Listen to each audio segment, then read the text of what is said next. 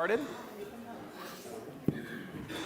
We're going to be picking up where we left off last week. We had just started the introduction to the book of Luke and trying to do a little bit of a deep dive study into the introduction, going into the text. And we're going to do the best that we can to try to move through this at as easy of a pace as we possibly can to allow us to get the most information, but also to try to get through it because Luke is a very lengthy book.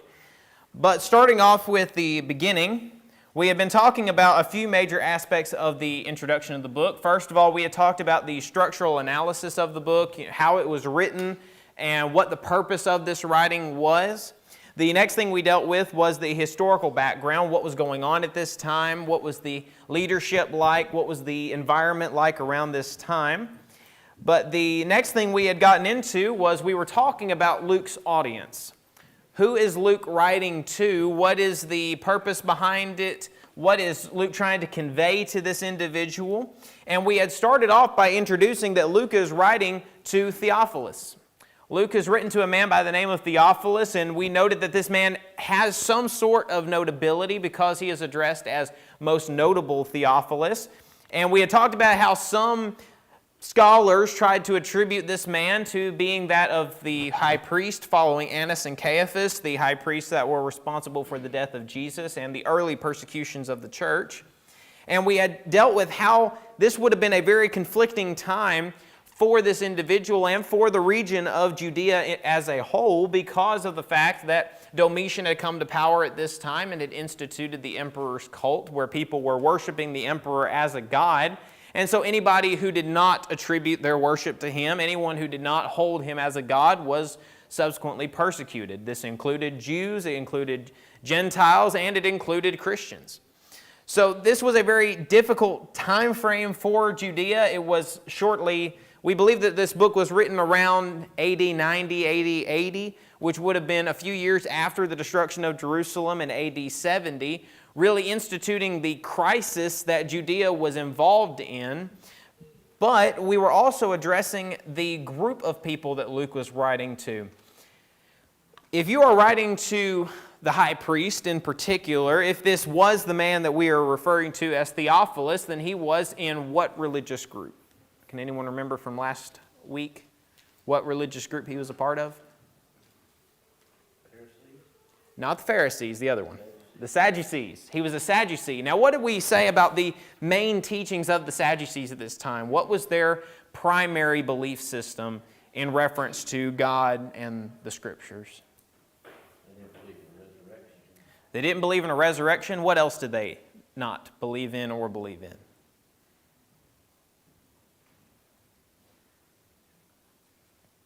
We said they were primarily what kind of philosophy? Very Greek or humanistic. So very, very Greek-minded in the fact that they believed that in reference to God's Word, in reference to the old law, in order to be a good individual, in order to be a moral individual, you had to keep the law to its perfection. However, there's a side note to this. The side note is that there are no angels that interfere, there is no afterlife, and there is no eternity. So basically, their philosophy entailed, well, let's take it from our perspective and try to put it into our own terms. If a preacher were to get into a pulpit and say, in order to be a good Christian, in order to be a good moral individual, you have to keep every tenet of the Bible. Now, here's the catch. There's no benefit aside from a good moral life. There's no afterlife. All that you have is here on this earth. And so you have to make sure that you live the best life as possible here on this earth. Now, what two philosophies were the kind of mainstream ideas at this time? We talked about this a while back. It's okay if you don't remember. But what were the two mainstream philosophies of this time? Stoics was one. What was the other one? What was that? Epicureans. Those are the two. Now, if we were trying to break down those two philosophies into simple terms, what do you think each one would really kind of hold to? If you're a Stoic, what do you believe in? No pleasure. In the sense of, I'm not living my life for any pleasurable things. I'm more moral by what I refuse to do than what I do. That's really kind of the philosophy behind it. If I deny myself the things that I want, that makes me a more moral person.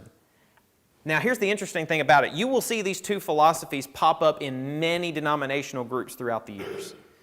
If we were starting with the original parts of Christianity, you had mostly Judaizing teachers, and you had those who were trying to stay faithful to the Word of God, and you had Gnostics.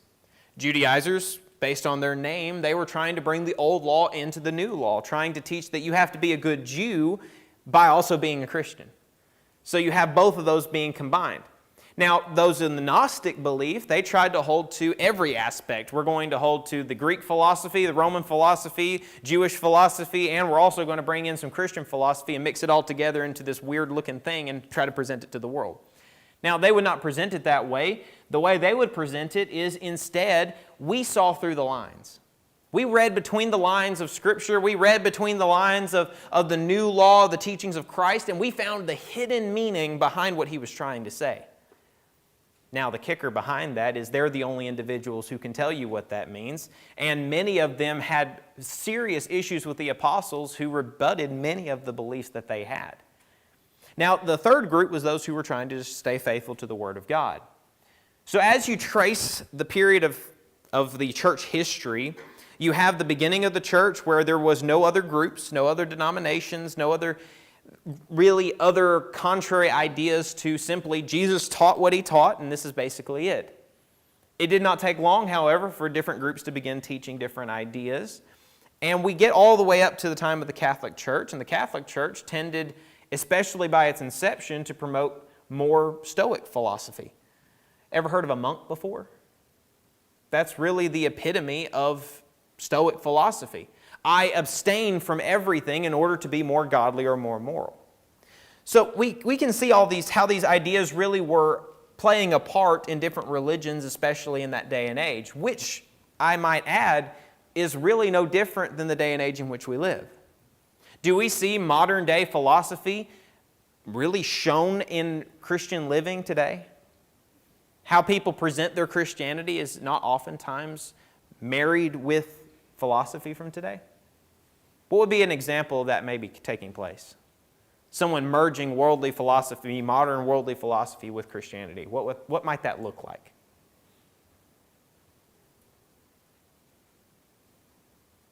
New Age movement. Okay, elaborate on that a little bit.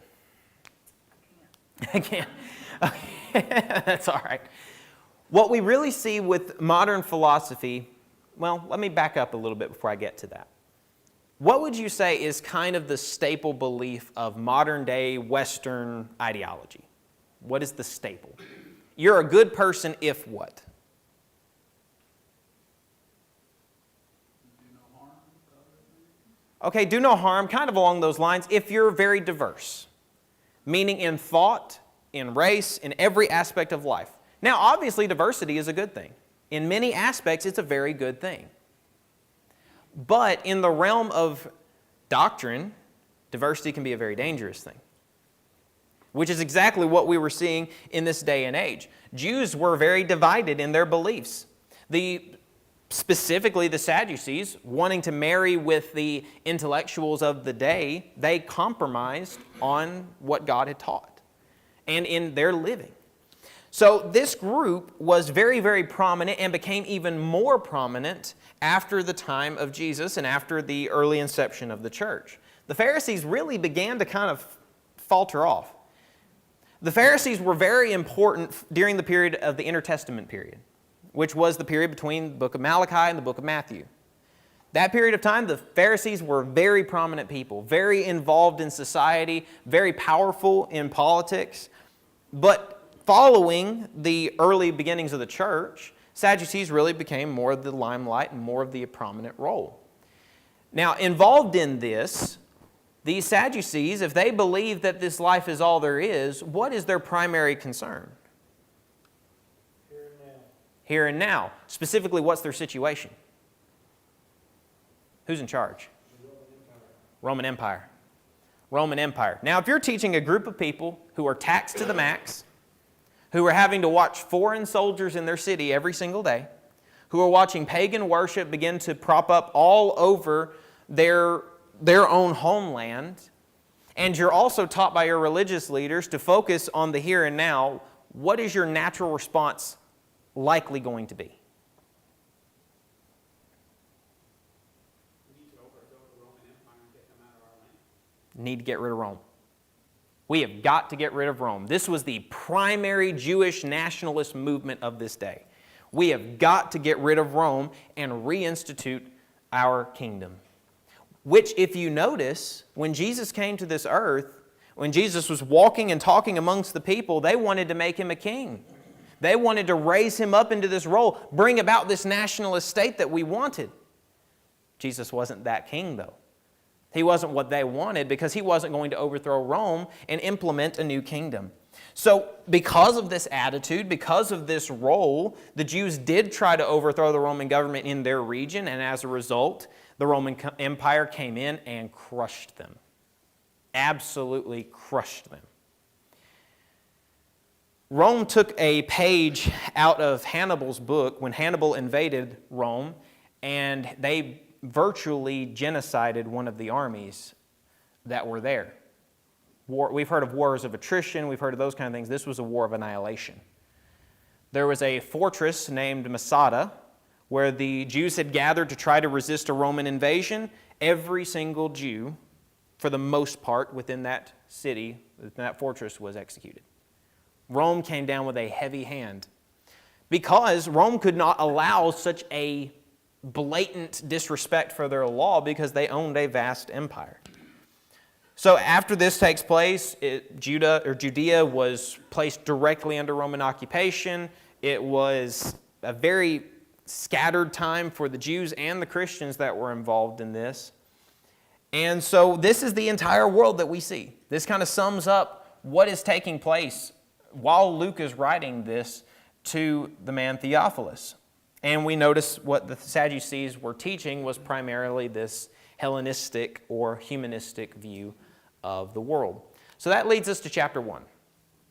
Chapter 1 of the book of Luke.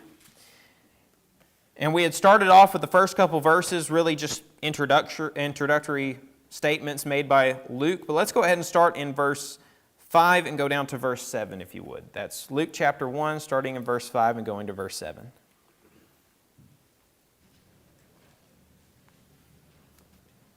Whoever gets there first. There was in the days of Herod, the king of Judea, a certain priest named Zacharias of the course of Abiah, and his wife was of the daughters of Aaron, and her name was Elizabeth.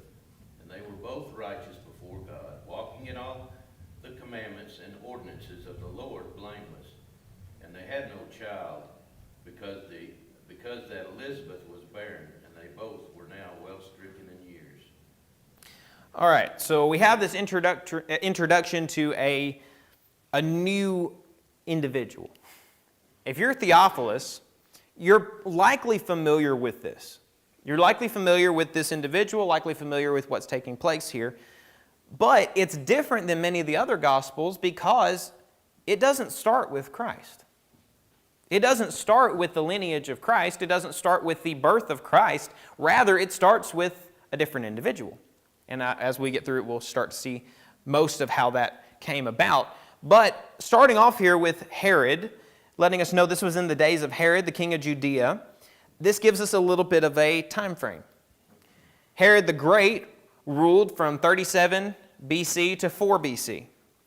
So at the time that Jesus was born, that John the Baptist was born, that this begins to take place, this would have been under the Roman Emperor Augustus, and it would have been under Herod the Great. Now, Herod the Great is a very controversial figure in history. There were some that were very prominent supporters of him and what he did and the construction projects that he had within the realm of Judea. But there are many historians who are torn between how they want to view this man. Because you'll have a handful over here who want to say, well, he was a great leader. He brought about many construction projects. He helped bring the region of Judea into prominence and all these different things. And then the other side said this man was a tyrannical dictator. He was a horrible human being. And so there's this division that takes place within history about what kind of man this was. Now, we have records of this individual in the Scriptures, and if you go through a study of the Herods, which I am very hesitant to encourage you to do, it is one of the most convoluted, immoral, crazy study that you'll get into. In fact, the first Herod that we read about married his brother's wife because he liked her, he was jealous of him, took the wife, married her. That was the beginning of this major lineage that we see. Now, we hear about Herod many times throughout the Scriptures. This is the lineage that took place. It's not the same Herod that is reigning here. But we know at this time, under Emperor Augustus, from history and from records, Emperor Augustus is one of the first emperors that really springboarded the Roman Empire into power. He had many projects across the empire to help the infrastructure and most of the things that we know of the Roman Empire, of its trade, of its laws, of its economy, of its infrastructure. Most of those things were started by Augustus. Virtually not a horrible time to be under the Roman Empire, in all things considered, which if you look through the history of Rome, it's a very touch-and-go reign of who you're going to be under. And I know this is a lot of history going through it, but it really does help us set the stage of what we're trying to get to. And as you see on the screen behind me, Judea was not annexed for a good little while. Ironically enough, Judea was a fairly independent province from Rome.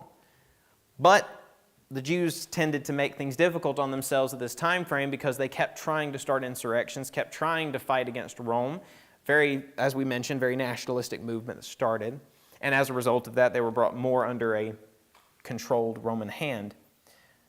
But all in all, very stable time, and Herod the Great was a very controversial leader, to say the least. But that leads us on to the next point here, and we're going to try to get through as much of this as possible. But interestingly enough, Luke does not begin with the genealogy of Christ, but rather with John the Baptist. So as we noted, he starts off with his parents, Zacharias and his mother Elizabeth. So he says that this was a certain priest named Zacharias of the division of Abijah. Now, the way that the priesthood operated was there were different circuits that would run. Abijah was more of a group of the priests, and that they were responsible for certain duties for this time. We might think of this as a rotation. You got the night shift and you got the day shift. Well, that's kind of what these priests were doing. They would cycle throughout the year.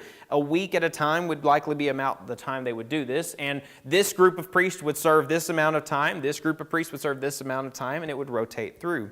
So that's simply what's taking place here. This is Zacharias of the division of Abijah.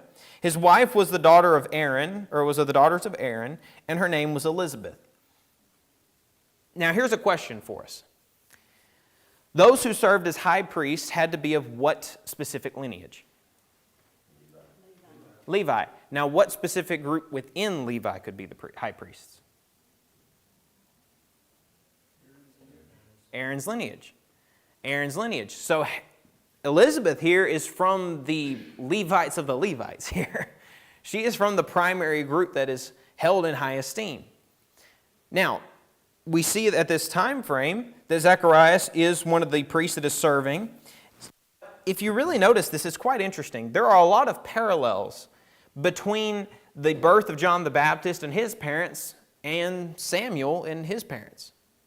And I want you to take a notice of this for a short little bit. Let's go over to the book of 1 Samuel.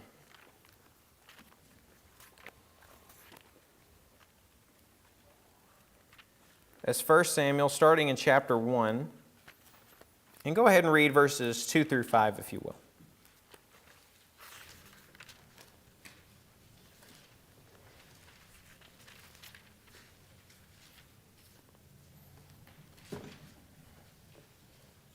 He had two wives. The name of the one was Hannah, and the name of the other Peninnah.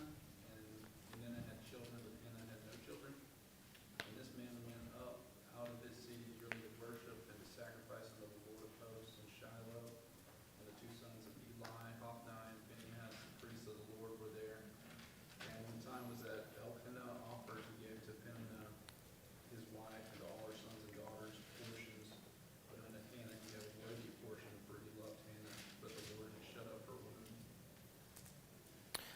All right, so we see at this time this kind of interesting comparison. If you're a Jew, are you familiar with Samuel? In your background, are you familiar with Samuel and his writings and who he was? If you knew the old law, you knew who Samuel was. The first of these major prophets that took place, and who he came at the very tail end of the judges. In fact, he's kind of a bridge between the judges and the prophets. But you know who Samuel is. Now, if we study John the Baptist, he was a very interesting individual, was he not? What can you guys name about John the Baptist, just in terms of character traits? What do we know about him? He looked totally different from the people of the day. He looked very different from the people of the day. What else do we know about him? He was incredibly bold. He was very, very bold. He stood out to some very high-ranking people. What else about him? He probably didn't eat the food of the day either. Locust and wild honey, definitely not something I'm signing up to have as my main course. What else? You had one, Frank, I think? I was going to say. Oh, you were going to say that? Yeah. Everyone remembers the locust and the wild honey. That's the one that sticks out to most people. And they believed him to be a prophet. And they believed him to be a prophet. And here's the interesting thing about that. If you're a Jew, what do you know about the prophets? What do you know from your study of the prophets? Were they normal individuals? They were different. They were very different. In fact, some of the prophets, if you read about them, they seem downright psychotic when you're reading what they're doing. It was just, some of the things they did were rather disturbing. But it was there to make a point. There to show the world something is different here. This is someone who needs to be paid attention to. So, you're a Jew. You've been without a prophet. You've been without any signs or writings from God for several hundred years. And now this guy pops up. He's wearing animal skins, eating locust and wild honey, wandering around out in the wilderness out here, preaching of a coming Messiah. What are you starting to kind of turn through your head? Well, if I was a Jew, I'd say, well, prophecy's being fulfilled and fixing to be. Many were saying that. That's sounding quite similar to some of the stuff we heard about. This guy sounds like those prophets we always heard about from our parents or from the synagogues. We haven't seen one for a long time, but he's got some of the similar character traits. And if we're looking at this from our perspective too, let's keep in mind, this was not some backwards society that people like to think of the ancient world. These were people who saw things that challenged what we would rationally understand. These were people who were very learned in many aspects. Now we look at it and we say, okay, well, last I checked, it wasn't a good idea to do some of the medicine things they were doing back then. Well, absolutely. This was a couple thousand years ago. There's going to be differences in terms of how we understand the world around us. But these weren't people who were cavemen sitting on a rock somewhere and being fooled every turn they get. These were people who had learned. They had studied. They had been in the synagogues. These people had memories like many of us could dream of having because they sat and they studied for so long to understand the law, to hear what they were being taught.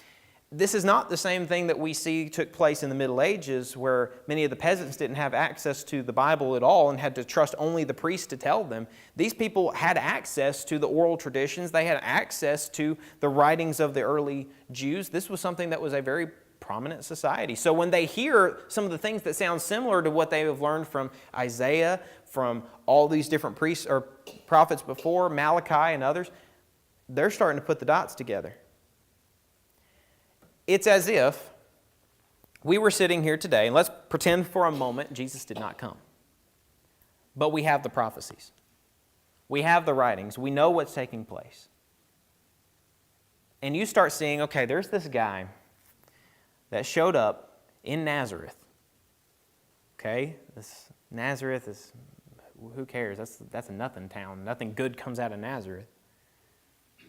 But this guy is claiming that he's the Son of God. Okay, well, another crackpot. This is great. But then he starts fulfilling prophecies that you've read about over and over and over and over again. You're going to start taking notice. Start wondering, maybe this guy's got something going for him. And we also have to keep in mind, this was a very skeptical society too. We today are a very skeptical society. We don't believe anything you put in front of us. You come up here and you did a miracle and healed a person and gave them their ability to walk back, and we'd say, okay, how much did you pay him? How did you do this? How did you fool us with this? This was a society that was very similar because they had false messiahs before. This wasn't something that was just unheard of for someone to claim to be the Messiah. In fact, we read about that in the book of Acts, where we have men such as Gamaliel who are coming out and they're saying, hey, there's been groups like this before who have come up and their leader died and they fell apart. So it's not unheard of. But what we're seeing here is a very comparable prophet's introduction. Just as Samuel, he came from a mother who was barren. God gave her the ability to have children. She was a righteous woman who focused on God. In fact, she promised God, if you give me a child, I will give him back to you. Now, I want you to take a notice of what we see here. So we get down into verse 6. It says, and they both were righteous before God, walking in all the commandments and ordinances of the Lord, blameless. But they had no child because Elizabeth was barren, and they both were well advanced in years. How many times have we heard this copy and paste statement? Barren and advanced in years. Yeah, you see that in Genesis. You see that we see that with Hannah. We see that now with John the Baptist and his family. We see it again and again as a repeated thought. Now, what is the purpose for these kind of situations?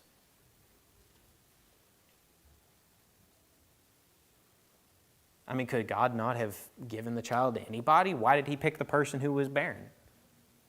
To bring about belief. What was that? To bring about belief. Bring about belief. I heard another one. What was that? I just think that they knew that she was pregnant with children. So it's a miracle. If this is your priest and his wife, are you going to know them?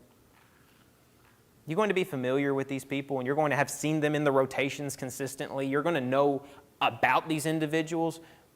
Very likely, yes. Now, you know this individual cannot have children. At all, cannot have children. And then she shows up pregnant. There's going to be some questions. How being the first one?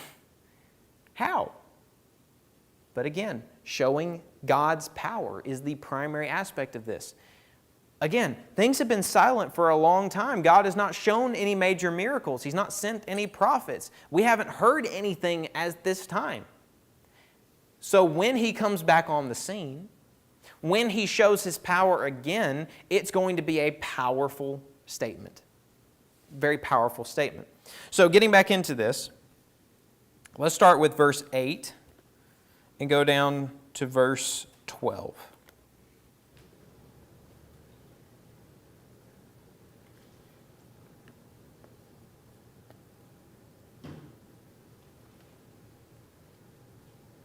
Anybody who wants to read it, or I can pick it up. All right, let's start with verse 8. So it was that while he was serving as priest before God in the order of his division, according to the custom of the priesthood, his lot fell to burnt incense when he went into the temple of the Lord. And the whole multitude of the people was praying outside at the hour of incense. Then an angel of the Lord appeared to him, standing on the right side of the altar of incense. And when Zacharias saw him, he was troubled, and fear fell upon him. So it's very interesting that this takes place this way. This is not a miracle. The angel's not showing up for everybody else. This is not a public thing. This is a private thing. God is speaking directly to Zacharias, specifically for the purpose of giving him a message. He doesn't want everyone else there. This is not something that's for everybody else. This is for Zacharias and his family. Now, when we see many of these things happen, do we oftentimes see angels appearing before a large group of people or really showing out? Not really. I mean, you think about the angelic appearances throughout the Scriptures. We see specifically, many believe it to be Jesus, appear to Joshua by himself when he's patrolling. We see an angel appear now to Zacharias by himself. We see an angel appear to Mary, again alone. We see the angel appearing to the women at the tomb, not a large group of people, a very small number of people. We see the angel appearing in the prison with only 2 people there. This is not oftentimes for a public spectacle. This is a messenger of God. It doesn't take many angels to do the job of God. No, not at all. They're simply there for the purpose of basically being God's mailman right now. They're delivering the message to Zacharias. Absolutely. And starting in verse 13, it says, "But the angel said to him, 'Do not be afraid, Zacharias, for your prayer is heard, and your wife Elizabeth will bear you a son. And you shall call his name John, and you will have joy and gladness, and many will rejoice at his birth, for he will be great in the sight of the Lord, and he shall drink neither wine nor strong drink. He will also be filled with the Holy Spirit, even from his mother's womb.'"